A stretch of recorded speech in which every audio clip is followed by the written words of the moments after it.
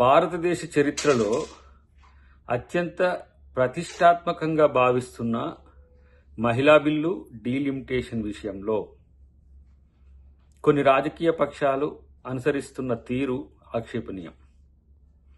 Delimitation women bill పేరుతో BJP దేశంలో తన రాజకీయ ఆధిపత్యాన్ని పెంచుకోవాలని చూస్తున్న తరుణంలో దక్షిణాది పార్టీలు, ముఖ్యంగా దక్షిణ భారతదేశానికి సంబంధించిన రాజకీయ నాయకత్వం, పార్టీలు కూడా కాదు, చాలా పార్టీలు బీజేపీ ప్రభుత్వానికి మద్దతుగా, ఎన్డీఏ ప్రభుత్వానికి మద్దతుగా మాట్లాడడం అనేది వాళ్ళ అవగాహన రాహిత్యం అనుకోవాలనో, వాళ్ళ అచేతనం అనుకోవాలనో, లేదంటే వాళ్ళ బానిస మనస్తత్వానికి ఇది ఒక కారణం అనుకోవాలనో తెలుస్తలేదు.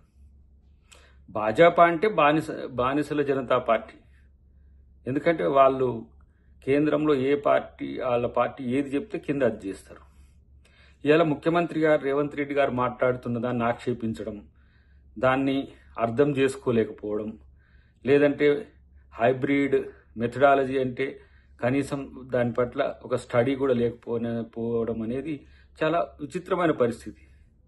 ఒక రాష్ట్ర ముఖ్యమంత్రి హోదాలో రేవంత్ రెడ్డి గారు మాట్లాడుతున్న దాన్ని కనీసం అర్థం చేసుకోవడానికి కూడా ఆలోచించకుండా పిచ్చి పిచ్చిగా మాట్లాడుతున్నారు. ఇక్కడ ఉన్న కిషన్ రెడ్డి గారు కావచ్చు, అక్కడ ఉన్న వివిధ పార్టీలకు సంబంధించిన వ్యక్తులు కావచ్చు. కానీ ఈరోజు ఎన్డీఏలో భాగస్వామ్య పక్షంగా ఉన్న టీడీపీ కూడా దీని మీద మాట్లాడకపోతే, ముఖ్యంగా చంద్రబాబు నాయుడు గారికి కొంత రాజకీయ అవగాహన ఉందని అందరం అనుకుంటాం.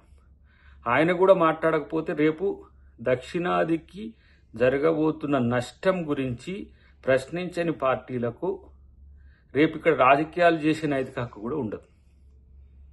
అంటే నిరంతరం దక్షిణాది రాష్ట్రాలు కేవలం మనం డబ్బులు చెల్లించడానికి తప్పితే రాజకీయంగా ఎదగడానికి అవకాశం లేని స్థితిని బీజేపీ తెస్తున్నది. ఇలా పొత్తులో ఉన్నది కాబట్టి అని మాట్లాడకపోయినా, ఇక్కడ ఉన్న బీజేపీ అదే, బీఆర్ఎస్ అదే మాట్లాడుతున్నది. బీజేపీ మాట్లాడిందే బీఆర్ఎస్ మాట్లాడుతున్నది. అక్కడ టీడీపీ మాట్లాడిందే జగన్ మాట్లాడుతున్నాడు. అక్కడ స్టాలిన్ ఒక్కడే మాట్లాడుతున్నాడు, మిగతా పార్టీలన్నీ కూడా ఆలోచిస్తున్నాయి. కాంగ్రెస్ పార్టీ స్టాండ్కు భిన్నంగా అనిపిస్తున్నప్పటికి కూడా ఏది రేవంత్ రెడ్డి గారు అంటున్నది అది ఒక ప్రాంతం యొక్క అస్తిత్వ సమస్య. అసలు దక్షిణాదికి నాయకుడే లేకపోవడం అనేది ఒక విచిత్రం.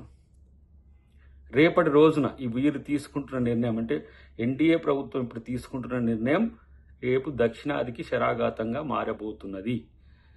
మళ్ళీ దక్షిణ ఉత్తర భారతదేశాల యొక్క వైరుధ్యాలు పెరిగి దక్షిణాది ఉద్యమం వస్తే మళ్ళీ అది ఇంకెవరో చేసిందని అవాండాలు వేయడానికి ఉపయోగపడుతుంది బీజేపీ తప్పితే ఒక జాతి యొక్క సమగ్రతకు విఘాతం కల్పించే హక్కు బీజేపీ ప్రభుత్వానికి లేదు. వాళ్ళ థియరీ ఏంది, ఉత్తరాదిని ఎక్కువ సీట్లు వస్తే మేము లబ్ధి పొందుతాం, మాకు ఇది మాత్రమే కావాలి, దక్షిణాదిలో సీట్లు రావట్లేవు కాబట్టి దాంతో మనకు అక్కరే లేదు. ఇలా బాబాసాహెబ్ అంబేద్కర్ చెప్పినట్టుగా 1 మ్యాన్ 1 ఓట్, 1 ఓట్ 1 వాల్యూ. అలాంటప్పుడు నా ఓటుకే విలువ లేనప్పుడు దక్షిణాది యొక్క రాజకీయ అస్తిత్వాన్ని ఎవరు పట్టించుకుంటారు? 850లో 600 పైచీలకు మరి బీజేపీ లేకపోతే ఉత్తరాది పార్టీలో, ఉత్తరాది ఎంపీలో గెలిస్తే దక్షిణాది ఓటుతోనో, ముఖ్యమంత్రితోనో, ఇంకెవరితోనో ఏం అవసరం ఉంది? కాబట్టి ఇది ఒక ప్రాంతం మీద ఇంకొక ప్రాంతం ఆధిపత్యాన్ని చెలాయించడం అనేది రాజ్యాంగ వ్యతిరేకం. ఆ రోజు అంబేద్కర్ గారు కూడా చెప్పిండ్రు, దక్షిణాదికి ప్రయారిటీ పెరగాలంటే హైదరాబాద్ను సెకండ్ క్యాపిటల్గా చేయండి అని ఆ రోజే చెప్పిండు.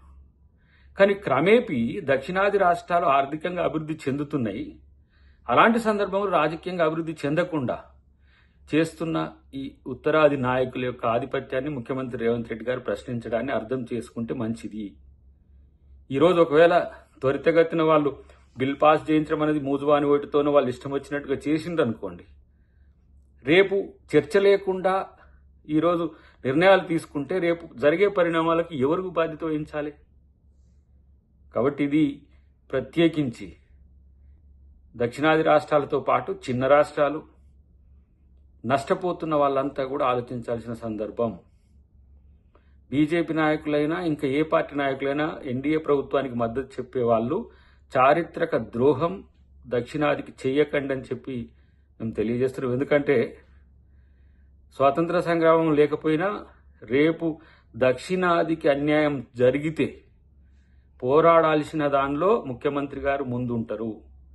మాలాంటి యువకులమంతా కూడా, ఎందుకంటే తెలంగాణ అస్తిత్వం కొరకు పోరాడిన వాళ్ళము, దక్షిణాది అస్తిత్వం కొరకు పోరాడంలో తప్పు లేదు. ఎందుకంటే ఈ ప్రాంతంలో అన్ని రకాల అణిచివేతలకు, రాజకీయ, ఆర్థిక, సామాజిక అణిచివేతలకు కేంద్ర ప్రభుత్వం ఒక కుట్రదారుడుగా మారి ఇలాంటి నిర్ణయాలు తీసుకుంటుంటే ప్రశ్నించక ఉండక తప్పదు.